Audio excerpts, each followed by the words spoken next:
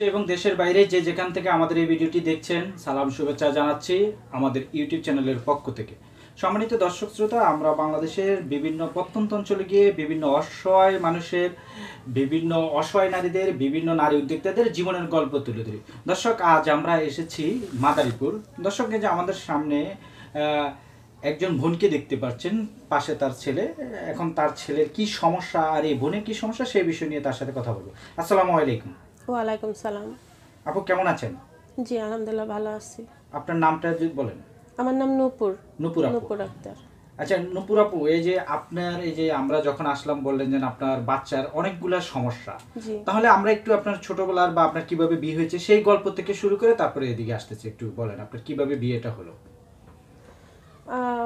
আসলে আমি খুব ছোটবেলায় প্রেম করে বিয়ে করি, একা একাই। মানে আমি প্রেম করি, সেটা আমার ফ্যামিলি মেনে নেয় না, পরে একা একাই বিয়ে হয়। তো বিয়ের পর অনেক ঝামেলার পরে বাচ্চাটা হয়। বাচ্চা হওয়ার পরে সংসার, তারপরে দীর্ঘদিন সংসার, তারপরে আস্তে আস্তে তার সাথে আমার মনোমালিন্য শুরু হয়। সম্পর্কটা কেন জানি না খুব তিক্ততার মধ্যে চলে যায়। তারপরে যাই হোক, লাস্ট ফিনিশিংয়ে আমি 3 বছর আগে মামলা করি। তো মামলা করার পরে 1 বছর পর্যন্ত কোর্টে মামলা চলে। তো কোর্ট থেকেই তার সাথে আমার ডিভোর্স হয়ে যায়। তো মাঝে যখন মামলা করি, আসলে অনেক মামলা করার অনেক কারণ ছিল, আসলে সেগুলো বলতে গেলে তো অনেক কথা আসে। তো মামলা করার পরে আসলে আমার হাজব্যান্ড আমার বাচ্চাটাকে পুরোই অস্বীকার করে কোর্টে বসে।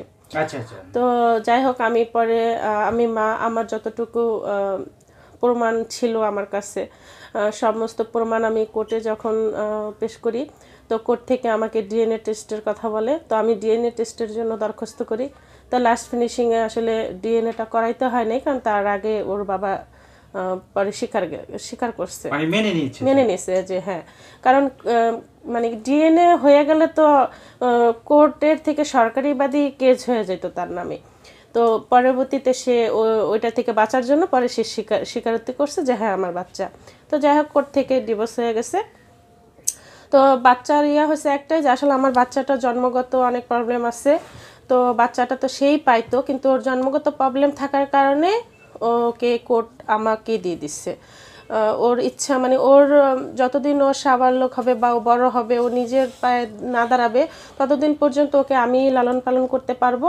এবং ওর যখন ও যদি ইচ্ছাকৃত ওর বাবার কাছে চলে যেতে চায়, তাহলে ও চলে যেতে পারবে। এবং ওর বাবার মানে ও সন্তান হিসাবে যতটুকু মানে প্রাপ্য বাবার, ও সবটাই ভোগ করতে পারবে। কোর্ট থেকে এরকম রায় করে দিচ্ছে। আচ্ছা, আমরা একটা প্রশ্ন করছি আপনাকে, এই যে কোর্ট থেকে ডিএনএ টেস্টটা কেন করতে বলছে? ডিএনএ টেস্টটা করতে বলছে কারণ ওর বাবা কোর্টে বসে অস্বীকার করছে যে এটা আমার বাচ্চা না। মানে এই অবিশ্বাসটা কেন আসছে? এই অবিশ্বাসটা কারণ একটা, আসলে আমার ননদ জামাই ছিল উকিল।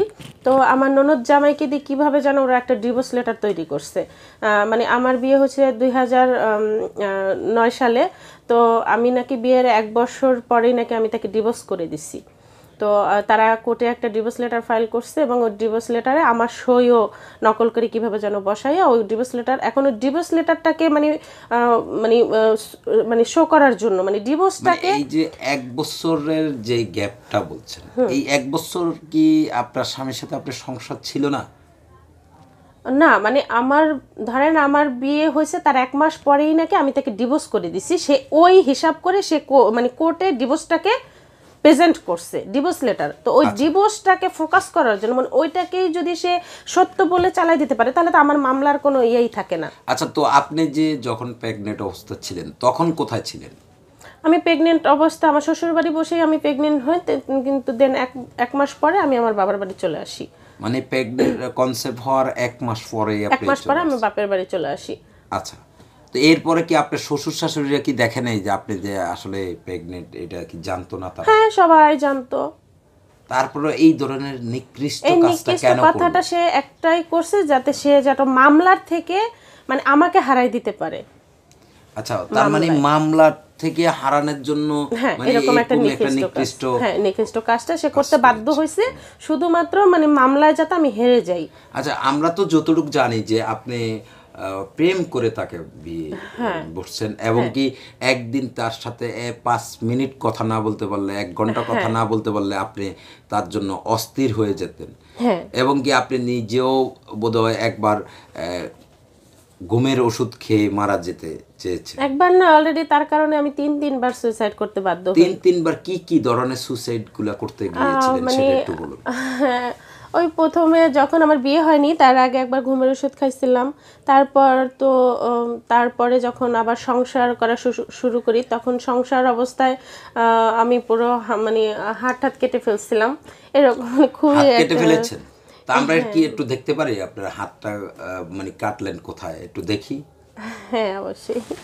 আচ্ছা দর্শক, আসলে প্রেমের মরা জলে ডুবে, প্রেমের জ্বালা জলে নিবে না, কিন্তু আসলে এই বোনটির প্রেমের আসলে যে গল্পটা আপনারা দেখছেন, এই যে হাত পর্যন্ত কেটে ফেলছে স্বামীর ভালোবাসার জন্য, ভালোবাসার মানুষের জন্য, কিন্তু সেই মানুষটা লাস্ট ফিনিশিং পর্যন্ত কি করেছে সেই কথাটা আপনারা আমাদের সঙ্গে থাকুন এবং কি ধীরে ধীরে জানতে পারবেন আসলে মানুষ বিশ্বাসঘাতকতা কিভাবে করে।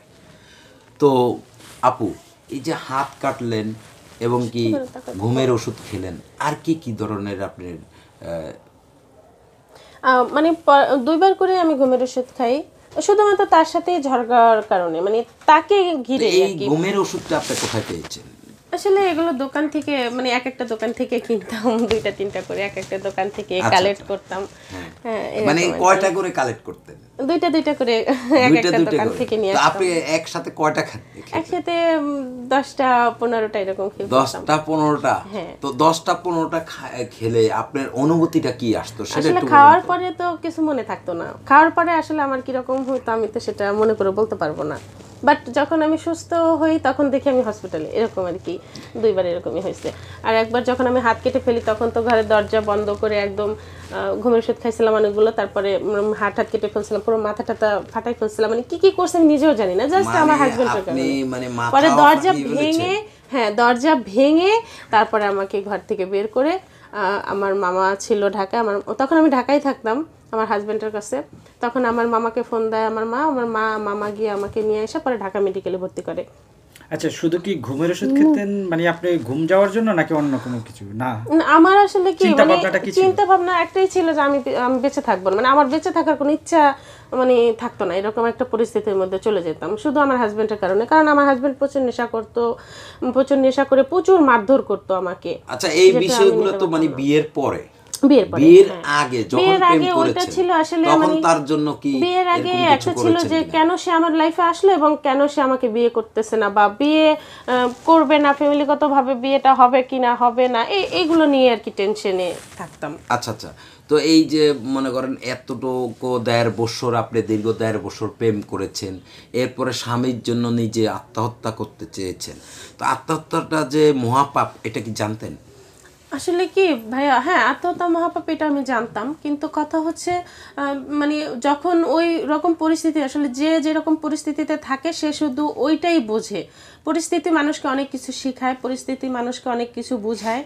তো যখন আমি ওই কাজগুলো করতাম তখন তো আমি বুঝতাম না যে আসলে পৃথিবীটা বেঁচে থাকাটাই হচ্ছে মূল প্রধানত একটা মানুষের কাছে, লড়াই করে বাঁচতে হয়, পৃথিবীতে বাঁচা মানেই লড়াই করে বাঁচা। তো ওইটা তখন মাথায় খেলতো না, তখন শুধু মাথায় একটাই খেলতো যে ও আমার সাথে এত প্রতারণা করতেছে, ও আমার সাথে এতটা। আচ্ছা, তো এই যে আপনার স্বামী আপনার সাথে এই যে প্রতারণা করতে করতে লাস্ট পর্যন্ত কোর্টে কেন গিয়েছিলেন, মানে শুরুটা কোন জায়গা থেকে কোর্টে যাওয়ার কারণ হচ্ছে একটাই, মানে আমার শাশুড়ি, আমার হাজব্যান্ড আমাদের বাসায় ছিল, আমি তখন আমার বাপের বাড়িতে, আমার হাজব্যান্ড আমার বাপের বাড়িতে যায়, তো 4-5 দিন আমাদের কাছে থাকে। দর্শক, আমাদের সঙ্গে সেল টিভির চেয়ারম্যান আছে, যদি উনি কোনো ধরনের কোনো প্রশ্ন করতে চায় অবশ্যই করতে পারেন। ভাইয়া, আপনার কোনো প্রশ্ন করার আছে কিনা?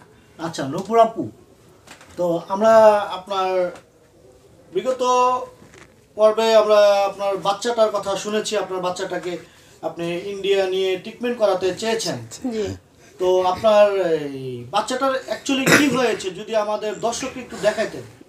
আমার বাচ্চাটার জন্মগত প্রবলেম হচ্ছে। আচ্ছা আপু, আমরা আপনার বাচ্চার জন্মগতভাবে কি হয়েছে সেটা আমরা দেখব।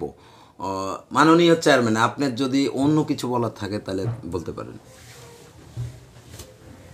দর্শক, আমরা আজ এখানে এই অসহায় বোনটিকে এর জীবনের কথাগুলো এবং কি তার বাবুটাকে তুলে ধরার জন্য চারজন ইউটিউবার আসছি, এবং কি আমরা সকলেই কথা বলবো এই বোনটির যে কষ্টের কথাগুলো সেগুলো তুলে ধরবো। তো আমাদের সামনে আরেকজন আছে, ফারদিন টিভির চেয়ারম্যান। তো ফারদিন টিভির চেয়ারম্যান, আপনার কি দর্শকের উদ্দেশ্যে কিছু বলার আছে কি না? আসলে দর্শকদের উদ্দেশ্যে এটাই বলতে চাই, আসলে আমরা যে ভিডিওগুলো করে থাকি, অসহায় গরিব